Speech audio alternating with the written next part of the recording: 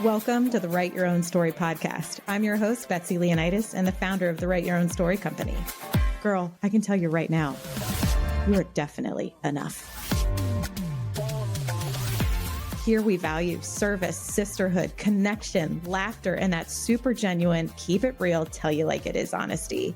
My hope is at the end of each episode, you realize you can do whatever it is you dream about and that you are not alone with what you struggle with. I'm hoping that you are snapping and clapping and hell yes in your way through each one of these episodes. So if this tracks with you, let's get started. I'm so glad you're here. All right, everyone, welcome back to the latest episode of the Write Your Own Story podcast. I am so excited to be here today with Cara Lockwood, the author of There's No Good Book for This. Cara has been on an incredible journey that is more common than any of us would like it to be. And I will let Cara give her backstory, but you're going to love Cara's attitude, her ability to take control and power back in a situation that feels so out of your control, and then to take her experience and turn it to good and share it with others to help make the world a better place. So Cara, thank you so much for being here. Oh, thank you so much for having me. It's an honor. I'm really glad to be here. Oh, that's very sweet. I like to start each episode off with an intention. So I'm going to read that and then I would love to get into your background. But the intention of this episode is to offer real talk, not toxic positivity, but about resilience and humor and survival. We're here to remind you that cancer doesn't get to decide who you are, that strength often shows up in unexpected ways, and that laughter, honesty, and community can coexist with fear and grief. So great. So true. So true. So true, and truly inspired by my research of the work that you do. It was breaking news to me within the past couple of years that two things can be true at the same time. Like, I was just like, I don't know, it was probably a trauma response, but such a black and white thinker. I was like, you're either safe or not safe. This or that. I mean, it could either be like peanut butter or jelly. They can go together. Like, yes, they can. Yeah. Yes, they can. Often do. Yeah. Often do. So I was really inspired to write that intention, just knowing that, like, and we'll get into it, but just that you held space for such a multifaceted experience, and that really seems to be what propelled you through. Okay, so Absolutely. Can you give readers the scoop as to what inspired you to write this book? Yeah, so I'm actually by day a romance novelist. So I've written more than 38 romance novels with happily ever afters. I've hit the USA Today bestseller list. 2 of them were movies, one on Lifetime and one on Hallmark, starring Meghan Markle. And so that's my day job. I think about romance and I think about happily ever afters, and I think about all of the wonderful good feelings that come in that space. But in 2023, I was diagnosed with breast cancer, and I had just turned 50, and it just knocked me for a loop. Cancer doesn't run in my family. It's not something I really thought, I should fear. I, of course, got my mammogram every year, but I didn't really expect it to ever come back, with something like this. But unfortunately, 1 in 8 women will be diagnosed in their lifetime. And I'm Asian American. And for Asian American women, that diagnosis rate is moving faster than for any other race in America. So, so it's something I didn't know until I started digging into it. But the risk is out there. And I looked around my circle of, 8 friends, and I was like, oh no, I'm it. I'm the one. My breast volunteered to be tribute at Hunger Games. Like, this was terrifying. I was like, oh no, how did this happen? So, I mean, honestly, humor is a big part of my writing. I write a lot of romantic comedies, and I just feel like humor is our best weapon in life.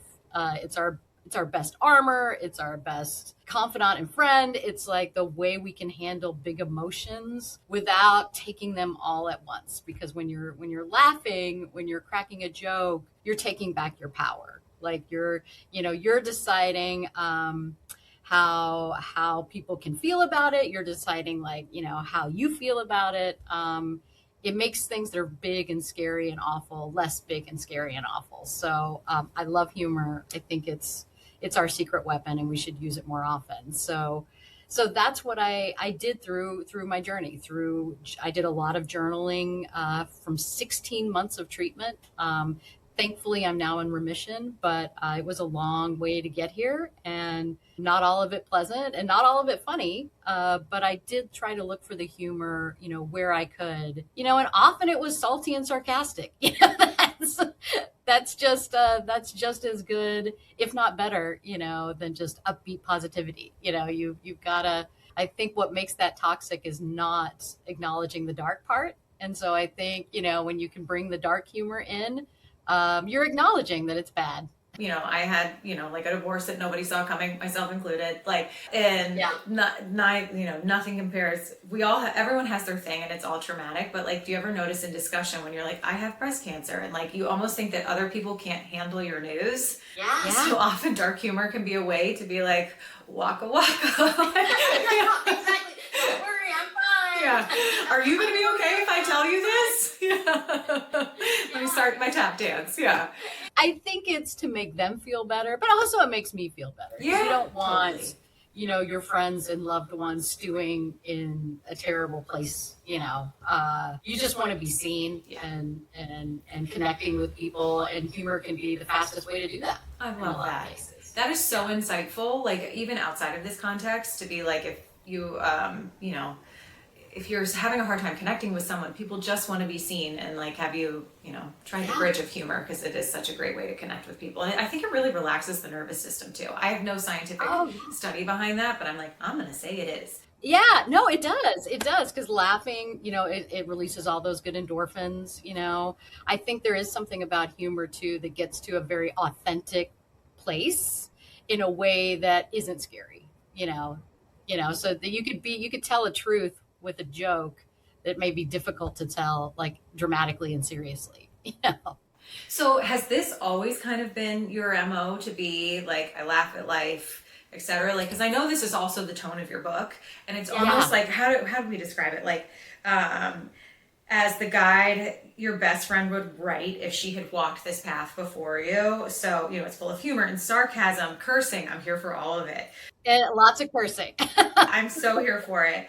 And has this just always been you, and this is an extension of you, or is this something that you found out about yourself through your cancer journey? Yeah, there's so much of me in the book, and a lot of that attitude is mine. I think I like to describe myself as a super salty optimist. So it's sort of I bring the sarcasm, but at the end of the day, I do try to look for the positive. So, and not in a, super sappy, live, life, love, sort of way, but in a, I understand this sucks and I understand it's terrible, but I'm also choosing to believe it'll work out, which I feel it's a choice, but it's also sort of a scary one, because when you acknowledge that things are bad, then you also have to just make a choice that it won't always be bad. That takes a leap of faith that, can be hard to do, especially in difficult, trying circumstances like cancer, And I think, you had described it as sort of the worst club on earth to be a part of. Yes. Yeah, which that rings true. Yes. How did your life shift from like you said, you went in for a routine mammogram, and you were doing your day job, thriving, all the things, living your life, and you get the results back. Is there sort of a significant before and after? Yeah, it really was. And in fact, one of my closest friends, she said one of the, I feel, most insightful things when I told her I had breast cancer. And she's like, there's going to be a before breast cancer for you and an after breast cancer for you. This is a monumental point in your life. You're going to look at it before and after. And she's so wise. And that's so true, because, before, I'm a mom. We have a mixed family of 5 kids between us. 3 of them are teenagers, and I had a lot of roles in my life. I had a lot of, responsibilities and deadlines and, work and carting the kids around and taking care of our dog and, doing all the things that we all do as adult women. But I never really thought about death. That was just not something that entered my mind. It was always, I have aging parents, but they're still healthy. And I was just like, that's a long, I do not have to worry about that now. And then the diagnosis just put that, front and center. I had to sit with my oncologist and talk about therapy options. And, one of them was chemotherapy. And I was like, well, but what if I wait? What if I wait on this and a couple months, like what would happen, or next year, like do I have to like do this right now? And the oncologist is like, if you don't, you'll likely won't see your child graduate high school, and she was a sophomore. She was a sophomore. So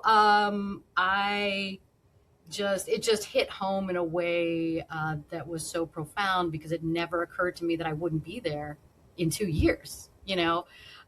Something like great grandchildren, maybe. I hadn't thought about that, but it just never crossed my mind. And so after that time, I really had to grapple with, how do I want to live my life? How do I want to extend my life? What changes do I want to make to be here for that high school graduation? Every day now feels to me like bonus time, because, my daughter graduated. I'm here. She's graduating this year, and I'm here, and I will see it. So it's just a completely different mindset, because I also realized that that expectation that I had about being here and what my life would look like and all the time I would have, that was an illusion anyway. I mean, in so many ways, we are all on bonus time. You just never know what's going to happen. An accident can happen. Your number could be up at any time. We don't have a say over it. So it really changed my perspective of how I think about life. I live a lot more intentionally. I treat every day like, it sounds trite, but like it could be my last. Like where do I want to put my energy? Where do I not want to put my energy? What is a waste of time? There's so much in our lives that's a waste of time. It's a waste of emotional energy. It's a waste of, our focus. And, if we all thought about like how we're on bonus time, I think we would do the things we love. We would make time for, the thing we want to do, so that's what I've done anyway. I think that's incredible. Can I ask you the weirdest question? Yeah. This okay, so I always say the only thing guaranteed in life is that it comes to an end, right? Yes. And I have lost people in my life that are of my age, so I have seen it happen, but death is still an abstract concept to me. Even though I've been there when someone has passed, when something happens like this to you, does it become less abstract, and does something kind of flip? Yeah, I mean, for me it did. I can't speak for everyone, but I mean, for me it did. I did, and for the book too, because there's a whole chapter in the book about death. Because I think in the cancer struggle, people see it, they frame it as a battle, and so I think some people who ultimately don't win this battle feel like they've lost, but they haven't. I mean, that death comes for us. We can't decide when or how. So it's not a loss. And I think people in other countries do a better job of thinking about death and living with death. And Americans are very we're not thinking about it. We're, Americans I think there's some number, many of us have a birth plan, but very few of us have a death plan. We just do not want to think about it. Whereas people in Austria, death is celebrated. It's thinking about your funeral and your gravestone is a cultural event. People think about it. They, think about their legacy. This is something that they spend a lot of time on, and we just don't. And I think having that abstract feeling, it's super common. I had it. I was I'm not going to think about what happens when we die. But having faced it, I did personally come to a feeling of I have to decide for myself. What do I think happens? And how do I draw comfort from that? And people can believe whatever they, I make no disparagements on anyone's, I personally am more spiritual than I am religious. So I feel like we're all energy and we all come back to that same energy in the universe that we came from. And I choose to believe it's a nice, happy home, like coming home, like, a feeling that you belong, that you're not, that you've, lived your separate life as this individual being. And now you're back in the collective and everything's good, and maybe you get another turn at it. I don't know, but yeah, yeah, Other side and all sorts of things like that. It does bring comfort to such, to your point, like culturally abstract concept. But yeah, that's really like, I just didn't know if that was part of like the unlock to receive a diagnosis like that, where like, you're living something that probably, even though all of us are like, no, I should be good, I don't have cancer in my family, there's like a little bit of fear every time we get our boobs smashed in the machine. And like, and you're like, oh, here's hoping, but you don't expect it. And then like the fear gets unlocked. And I think, fear is like a vortex, and it can really pull you in and like sink you under the water and swirling in the waves, or like you really like, just to play out this metaphor, like really like build yourself a life raft. And we're like, humor and honesty, and it's all gonna like, it's gonna bring me back up to the surface even when I like bob underneath. I think that's really incredible. Absolutely. That's a wonderful way of thinking about it, because it is so true. And I would also say that just acknowledging that you're afraid takes away, like reduces that wave, by 3/4. Feels like it's going to sink you. And then you're like, hey, that's a big wave. I'm scared. Like, just acknowledging it is enough to dissipate a lot of its power, because, we're animals. We, fear has kept us alive for thousands of years. We listen to fear that tells us, hey, run away from that bear, right? Like, maybe you don't want to be near predators. That's a good idea. You want to be scared of them. So once we acknowledge the fear and say like, hey, I hear you, but there's no fight or flight right here with cancer. There's just sitting and getting chemotherapy. So like, we're gonna calm down and focus again, because fear is good. It's a positive thing. It's kept us alive. It's just also completely irrational, and it's a bit of a drama queen. Like, it tells you worst case scenario, right? Every time. Right. Exactly. Totally. There's nothing else but me, So thinking about being a part of the worst club ever, absolutely. Did you meet a lot of women in the community? And I'm curious, like, I think a lot of people talk about the power of community, but what surprised you about the women that you met with breast cancer that you were like, I didn't see that coming, or it unlocked something for you?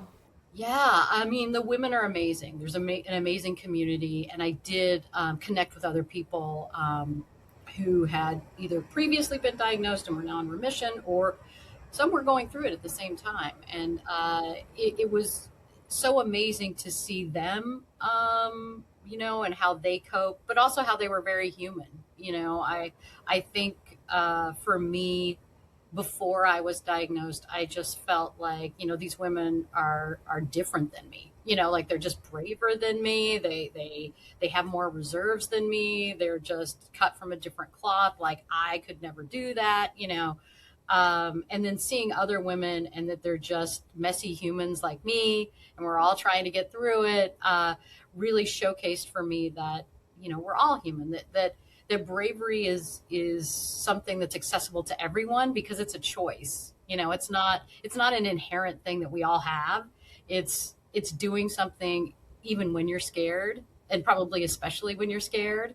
So seeing those women help me feel better, about myself too, because you're not going to do everything perfectly. You're not going to, be polite to the scheduling nurse all the time. You're going to be a messy human. Yeah. But that's why we come back and repair later, because we're messy humans. It's fine. With that, I love that. I'm the messiest.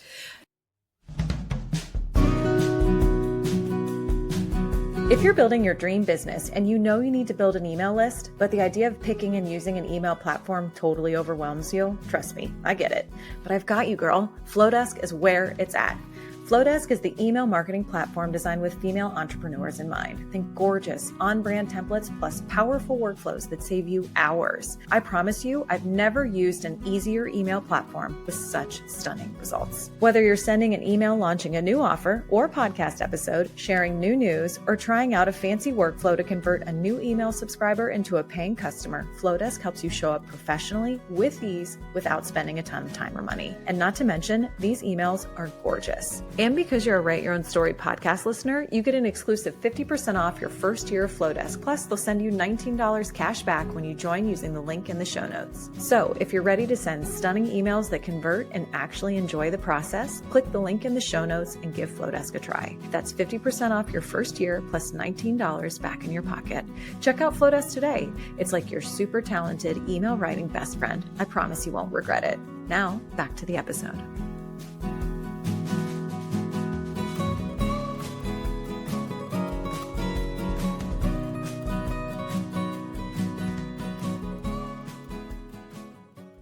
One of the things that I love about bravery, I love how you put that like so many of us don't think we have it, and then we're called to a moment where it's like, oh no, I have it, I gotta go find it, etc. One of the things I love about being brave is that it changes the trajectory of you after the circumstance or the experience, right?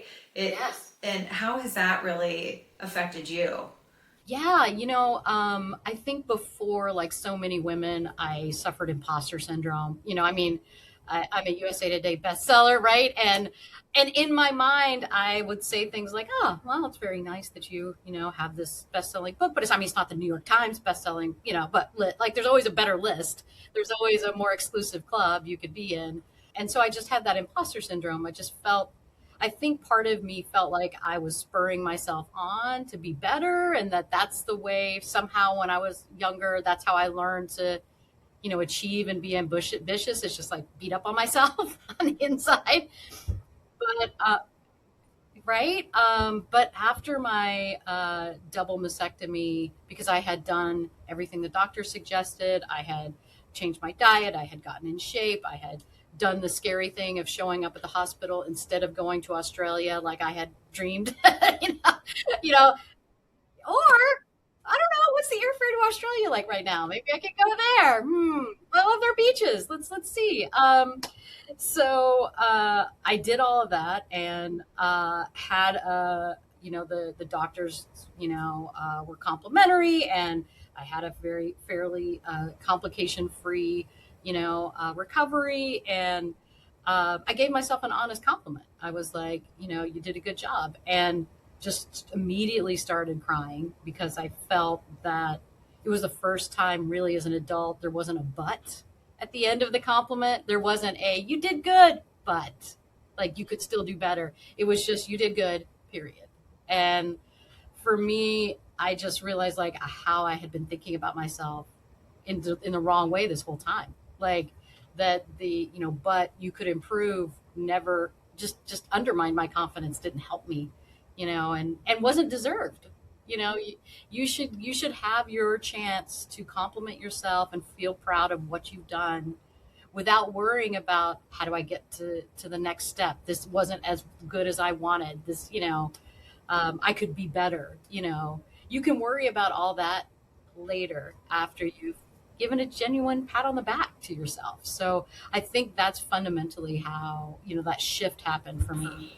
That's incredible. I study imposter syndrome quite a lot. It's so common with women and the sentence, and men, but I study more about women, and especially in those who are putting their work out there. So like writing books, that's such such a exposure to your gifts. But when I'm foreshadowing, I've never thought about the word but in this regard of imposter syndrome. I always say that I've learned over the past couple of years that should is a red flag word for me.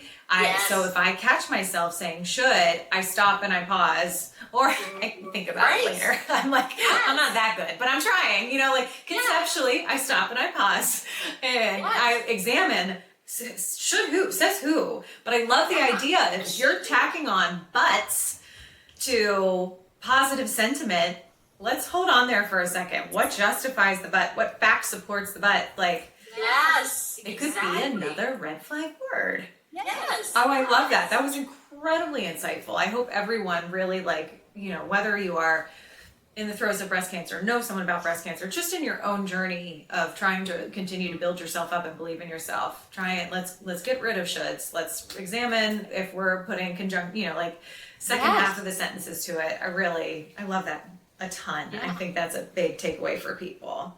Yeah, for sure.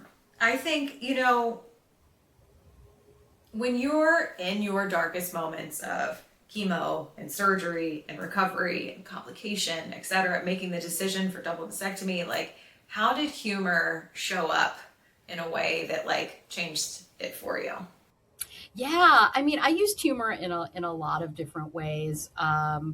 For me, it was about connection. So often, when I was with my medical providers, you know, I would crack a joke. I feel like to connect with them, but also, you know, I know they had a very rough road because I had heard stories from other nurses and practitioners who, I mean, they have to tell people the worst news of their lives, and often they're the easiest target, you know, for people who haven't yet processed their, you know, emotions. And I would say for anyone going through something difficult, counseling was life changing for me in this time to process those emotions. But so I would crack a joke with them when I was getting a biopsy of my lymph node, and they have to stick a long needle into your armpit, which is terrible.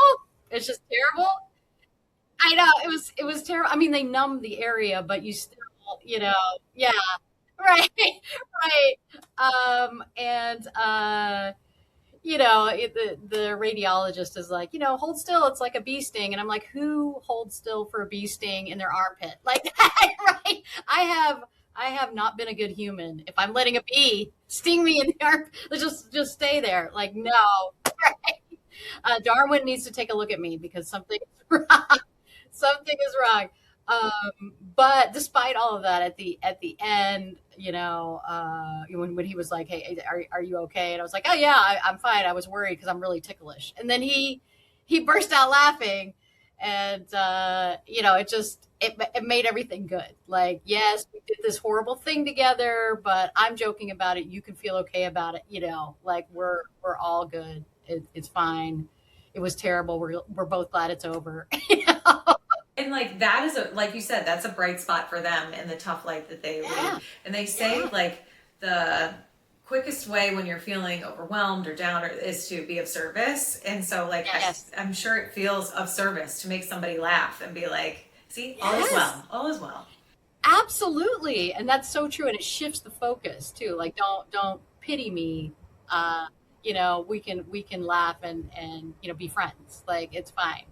And it's beneficial to you too, because before I went into my surgery, I was also cracking jokes, you know, with the anesthesiologist and the nurse, and the nurse who, you know, had been on the surgical floor for like 20 years. She's like, "Oh, you're going to be fine." Like, she's like, this, when you have an attitude like this going in, I've seen this a million times, you're going to be fine. Like, you know, and that was, you know, reassuring to me, like that I had the right mindset going into it, you know, versus others that she had seen that didn't do as well. I think I love that. And it's also like I love the way that like humor also can portray confidence in a way. To be like, you know what, I can see even outside the scope of what's going on and I can find some humor in it. I think that shows a huge amount of control.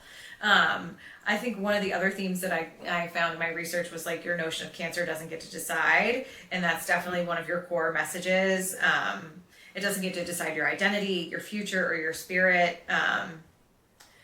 Going back to this idea of like cancer makes everything feel so out of your control. What did you decide that you're keeping in your control in this journey? Yeah, I mean, it does feel like cancer's driving the bus, and that you know, it's getting this to decide the itinerary, and you have to go to this doctor and do this test, and you only have the choice of these treatments. But at the end of the day, you still get to decide what treatment you get. You know, some people decide, you know, I'm 85 and I don't want treatment. Like I've lived a long time and I have other health issues and I don't want treatment. And, that's a perfectly fine. I mean, we're in charge of our bodies. We're in charge of our lives. And you can decide what treatments you want, what doctors you get to see. If there's a doctor that you just feel like does not see you the way you want to be seen, or does not listen the way you want a doctor to listen to you, you can find a different one. There are a lot of things you get to control about how you feel about it. It often feels like your emotions are a roller coaster and you're just along for the ride, but you can also identify them. You can talk about them with a counselor. You can work through them at your own pace, and you have control over that too. Not just how you feel, but how you think about them. You know, how you think about the whole journey is a choice you get to make every day. You know, so there's a lot left on the plate for you to control and do. And I know, I mean, I think that was the worst part, was feeling out of control and then taking those things back, even if it was,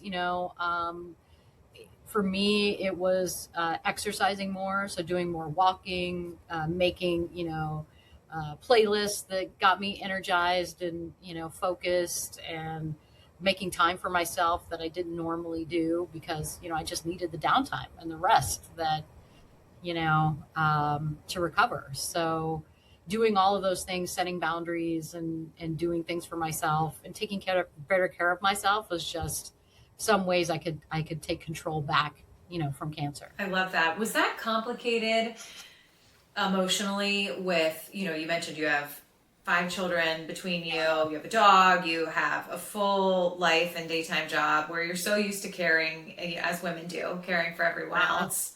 And then someone else, cancer's driving the bus, you finally take the wheel back, but I love that the things that you took in control are the things to take care of you. Was that an emotional struggle when you're so used to caring for everybody else? Oh yeah, it's something I talked about with my counselor at length. She was like, because I would say things like, I need to do this, but I also have to, to go to the cross country meet and take my kids here, and they need the special thing for the school play or whatever, whatever was going on.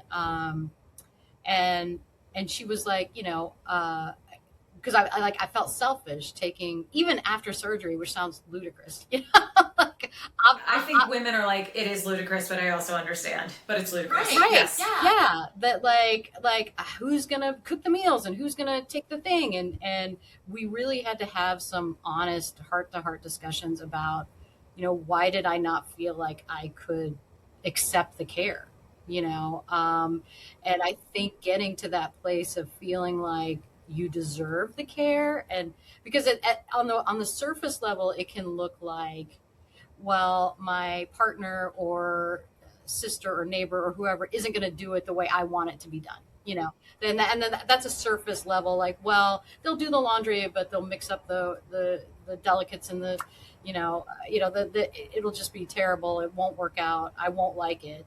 But then if you dig deeper below that surface, there's also often a feeling of like not being worthy enough. Like I spend my time, I get my self-worth and identity by caring for others, by, cooking and doing the laundry and showing up and, being the parent you want to be, or the aunt you want to be, or the sister, or, like I care for others, and that's where I get my identity.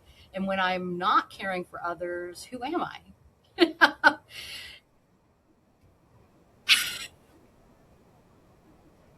Yeah, right? I mean, and so talking about that with my counselor, and then getting to a point where it's like I am more than a caretaker and caregiver. Like that's a big part of who I am. I nurture and love doing that. And will continue to do that when I'm well. But I'm more than that. I'm, someone who loves humor. I'm a creative person. I create these things. I, like to garden. Like I like to do a lot of things that are different labels, than that identity of being a caregiver and a person that nurtures. And so I think, getting to that core, like, I deserve it. I take care of others, and then they can take care of me. And that's how it is to be human, to do it both ways. And isn't that a wonderful thing for, I was looking at it like the kids are being unduly stressed. I'm putting stress on them. I'm no 15-year-old should have to deal with this along with finals and thinking about which college she wants to apply to, and getting the normal adolescent. I'm putting a burden on her, but it's also true that she's learning to think outside herself, and she's learning to care for others, and she's learning that sometimes she's needed in a core way to run to the cook a meal, get a ride with a friend, to something else. Like, there are ways in which it can be beneficial and not all a negative too. Oh my God, I could talk to you about this for hours. Like, this is like, your therapy just saved everyone a lot of time. Right? I mean, I think it's really incredible. I think when we talk about worth, it's so often, this is what I do. This is the value I add. These are the things that I output. And and then we are reinforced in that way in society. And that's, that's okay. But it strips, or it buries the true inherent worth that we're all born with, that, I think being an entrepreneur is nothing like going through breast cancer, but it brings up a lot of things that need to be unpacked, where it's like, you tie your worth to sales, you tie, Absolutely. I don't know how much I can price my books for, my products for, because it's like, God, am I really worth that much? So I think that to your point, that we are worthy of being loved and cared for, because that is what we put out in the world. That is what we should be receiving. We are born worthy, end of sentence. Yeah, absolutely. I love how you said, we're born worthy, because it's so true. I mean, we just have inherent worth as human beings. Yes, as every human being. And if we could all remember that would be superb. Yes. Yeah. Oh my goodness. I think that I really appreciate you diving into the family dynamic. I have not walked in your shoes, but I can imagine that a lot of women experience what you felt of oh my gosh, I'm putting this on my children. I'm putting this on my partner. I'm putting this on my community, when it's we know how good it feels to be of service to others. This is also an opportunity for them. Yeah, absolutely. And there is a psychological term for it. It's called the helper's high. So yeah, there's actually psychological studies that say when we're able to help someone, we feel better. We have those endorphins, we feel better. So if you spend your time saying, no, I don't need your help, no, I'm fine, no, you're actually depriving someone in your life of that helper's high, of being able to do something nice for you because they care about you and they can feel good about it, doing that just like you would. And a lot in something like this with cancer, it can be something very small, like, I'm at the grocery store, do you need anything? It's not a grand gesture. It can be as small as, hey, thinking about you, right? Can I bring dinner by? I mean, something very small but meaningful can make a big impact and help people feel better. Absolutely. What do you think those who are friends or, in our communities who want to help, what do you think that they get wrong, whether it be conceptually or literally? Yeah, I mean, I think most often people come, they come from a good place. Sure. I think many of us just don't know what to say or do when bad news happens. And frankly, I feel that it's rooted in our own fear of that news. Like, we care about that person. We don't want them to be hurt or to die. It brings up feelings for ourselves. Oh God, I didn't go to get my mammogram. Am I potentially, harboring cancer? And I think sometimes because of that fear, our first reaction is, it's a very human, very common reaction, but we want to know, well, what caused the cancer? What can I do differently so that I don't get cancer? I mean, these are just very common basic survival human tendencies. Yes. We've been doing it for thousands of years. We'll keep doing it. But I think the thing to keep in mind, if someone tells you they have cancer, is to know that they're not going to know probably what caused it. They may never know what causes it. Do a Google search. You could probably do the things that are preventative for cancer, better than they can tell you. It's not their job also to help. Yeah, exactly. So I think the best approach is really just an honest and authentic one about, if you're feeling scared for them, like, I'm scared, that's fine. How are you doing? Like, how are you processing it? Very open-ended questions so that they can share with you, because it's a process. I know for me, I had a jumble of feelings. I needed to talk it out to a lot of people to figure out even how I felt about it. And I often felt like I was a burden or a bother because it is such downer news. And I think people come from it's a good place. They don't want for us to sit in this bad news. But some people do what I call the pity and pivot, which is like, oh, that's terrible. Yeah, I mean, have you heard about the neighbor though? Like, they're getting a divorce. Like, let's pity and then pivot real quick and get to a conversational piece that's comfortable for the both of us. And I think it's okay to be uncomfortable, and it's okay that something's bad and it's just bad, and you can't fix it, and you probably can't cheer them up. But what you can do is be there and talk to them and help them feel seen. It doesn't take like a sociology or psychology degree, to be empathetic. I think for me, I was amazed by the number of how a very simple thing of just a check-in, a once a week check-in, thinking of you, how are you doing? Didn't need to be more than that. It's just like, I haven't forgotten about you. I see that you're struggling. I want to hear how you are, even if it's bad, even if it's, no, this is the worst week of my life, and I've spent it in the bathroom and my hair's falling out, like, not to be afraid of that, and just to say, like, that sucks. Yeah, right. I'm sorry, that sucks. It really is so hard for people, and I'm the same way, but working on it, to sit in uncomfortable. And like, my own discomfort, I'm like getting to be a pro about that one, but other people's discomfort, it's like, because you know how it feels to be uncomfortable. So you're like, am I causing it's a whole, as you described it, they don't want to be uncomfortable. They don't want to make you uncomfortable. But like, what you really need is genuine connection. Yes. Yeah. And just take their lead. Like, if they want to talk about it, listen. And if they don't, that's also fine. Like, I mean, it's really their journey, and I think we have this tendency just to want to also share ourselves, and connect with a person based on, similarities. But now's not the time, if you hear someone who says, like, I have cancer, now's not the time of like, oh yeah, I had a weird mole on my back, but it turned out to be fine. Like, that's not the time. Not the time. That is hilarious, but also literally so true. Yeah. If you're open to sharing it, was there like a hardest part? I can't imagine. I assume it's all really hard. But how your community or something in your community helped you through it?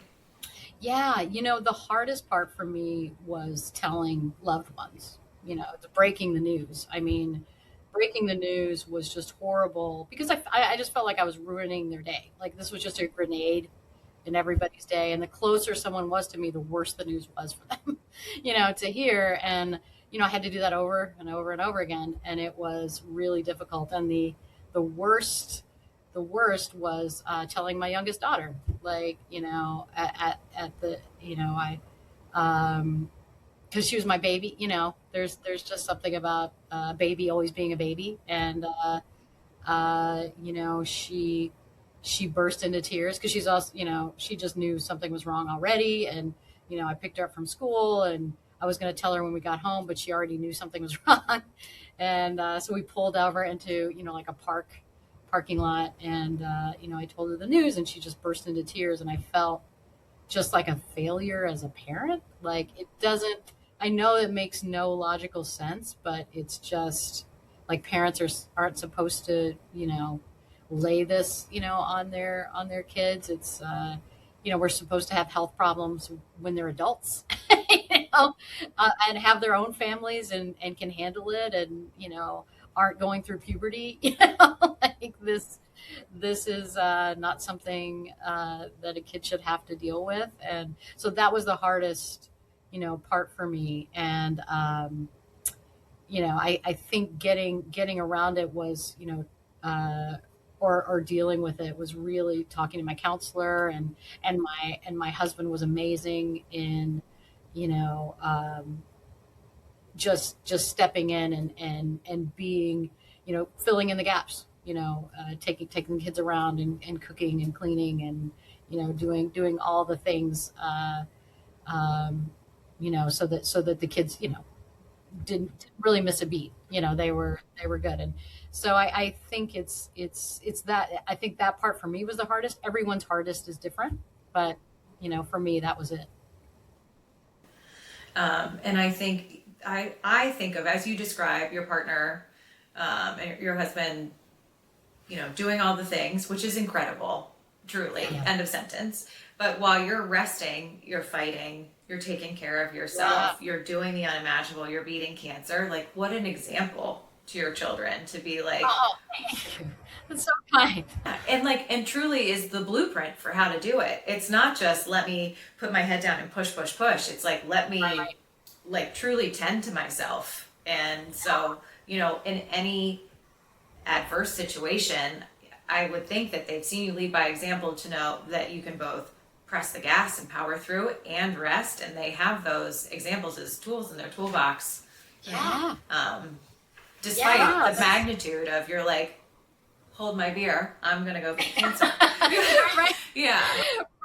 Right. And that's so kind of you to say, and that's such a good way of looking at it, because it's easy to forget because, as, I was going through it, the doctors were, I did genetic testing. I did not have the gene. But still the doctors were like, but, both of your daughters are going to have mammograms very, very early, and then I'm thinking, and then they're gonna have to worry about this earlier, all of the downside, is easy to see, but it's so kind of you to say, because it's true. There's the upside too of, getting something hard, something you didn't plan for, something you didn't want, and soldiering through anyway. Yeah. Right. And to show it from a tender perspective, to be like, I soldier and I rest, and I have rediscovered my self-worth and being able to ask for help. Like, also, every daughter needs to see that. Every son, everyone needs to see that. Yeah, absolutely. Because I think, for myself, I adore my mom, but she rarely asked for help. She always had it. She, even, she had some minor surgeries. I barely knew about them. Like she would not even tell us when something was wrong, because she just planned to be up and walking around with stitches anyway. Like, yeah. And that was strength, but it's also strong to rest and accept help. Yes, absolutely. And build community in that. And I think it's an incredible example.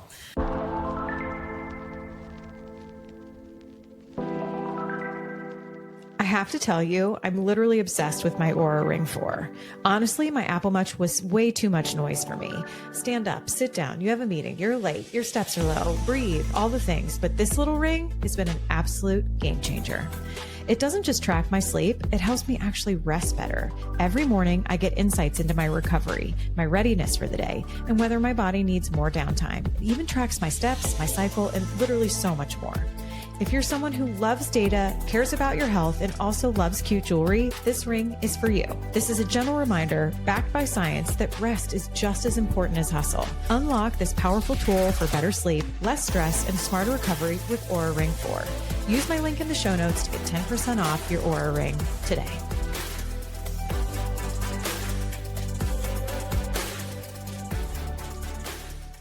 When we talk about the pep talks and real talks, I love this. Each chapter ends with a pep talk and a real talk. Yes. we need every pep talk, we can get right now in the world. Yes. Yeah. What were you personally most desperate to hear during your treatment? What was the pep talk that you were looking for?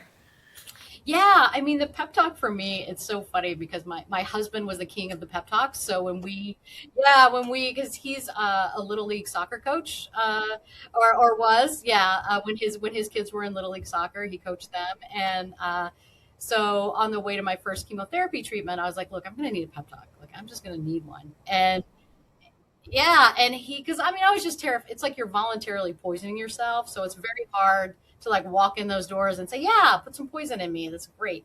Um, but so he burst out with a traditional like coaching pep talk, which is like, "Yeah, let's go do this. Like, we got this. Let's get out there and really crush it." And it made me laugh so hard because it was just so ridiculous to have that kind of pep talk in one of these. So it actually turned out to be the perfect thing for me to hear because it made me laugh. And of course, when you laugh, you're less afraid. And when something is ridiculous, it's hard to be scared, of it. You're like, I can't stop thinking about this. Right, exactly. So it also, I mean, he did have very serious, somber pep talks too, on occasion, but some of those pep talks were also very funny. So I think sometimes we all need that boost, at just the right time. I think it's too little. We don't hear enough that think you're gonna do it. Like you don't want to do it, but you're gonna do it. You're gonna be fine. I mean, you hit the nail on the head right there. You don't want to, but you're gonna, and you're gonna be fine. Oh my gosh, he like made you your own walk-on songs for chemo. He's like, all right, girl, here we go. Exactly. That is really sweet. And, I'm sure he felt so unprepared for the moment, even though I'm sure he's talking himself up and you up in his mind all the time. But he's like, wait, it's game time, it's showtime. And he was like, just I pulled from the playbook. I know. Oh, Yeah, I mean, yeah, I love that. for sure. So writing a book and giving back. So your book, both, it gives back to the community. Can you explain how this works and what made you called to do so? Yeah, absolutely. 50% of the proceeds go to cancer charities. So 25% goes to the Susan G. Komen Foundation, which does great work in building community. And then 25% goes to the Breast Cancer Research Foundation, which is 100% about curing cancer. So no one ever enters this club again. And I hope they make that happen and true. And I'm also partnering with gift boxes to cancer patients called Twisted Pink, and I include a free book for everyone in treatment. So it's really for me about spreading a message of resilience and hope for people in this dark time. Yeah, I mean, truly, to have a best friend who has walked it before, to hold your hand and walk you through it, while being like, actually, let's also build community and let's do research and I'm going to help every stranger. I think your heart is enormous.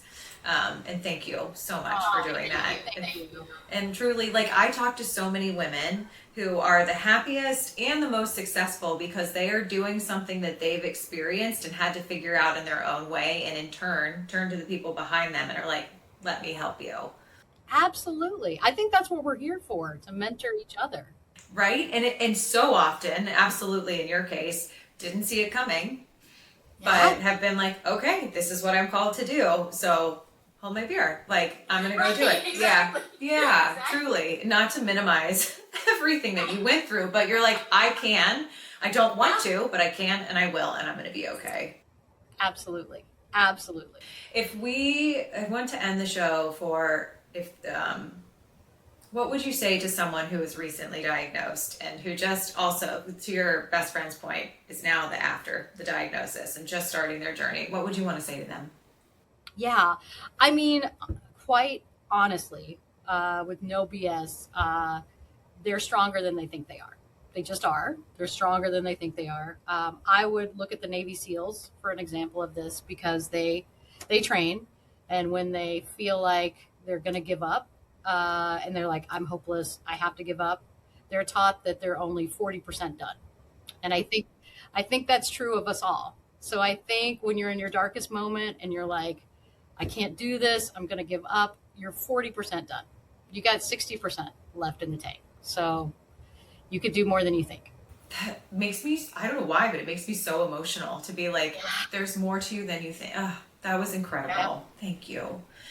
Cara, how can we find this book? How can we support what you're up to? How can we connect more with all, and also I want to read every one of your other books. Yeah. I would love that. Yes. How do we find all of your incredible work? Yes.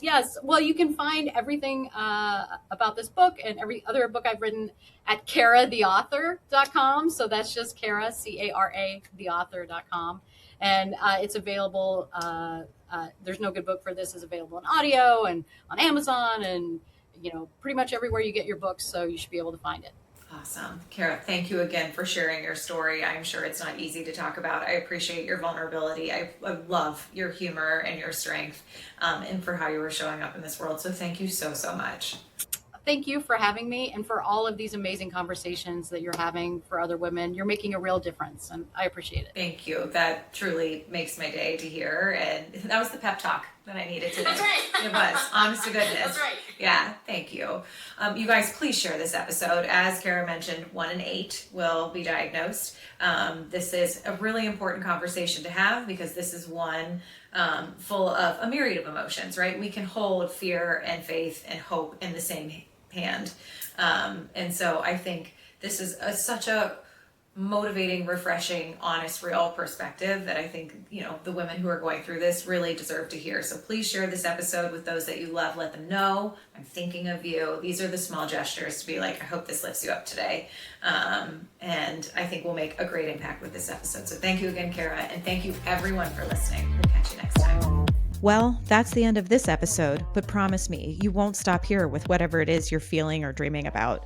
I hope you leave today feeling empowered to live life just as you see fit. If this podcast was helpful to you, it would mean the world to me if you could leave a review on whatever platform you're listening on. I genuinely just want to help women live the life they dream about. So if this type of content tracks with you, subscribe to this podcast or visit our website, writeyourownsstory.co, to download digital courses or to grab a journal and a mug to just dream in and dream with. It's your life, lady. Do you. And just remember, I'm rooting for you and you've totally got this.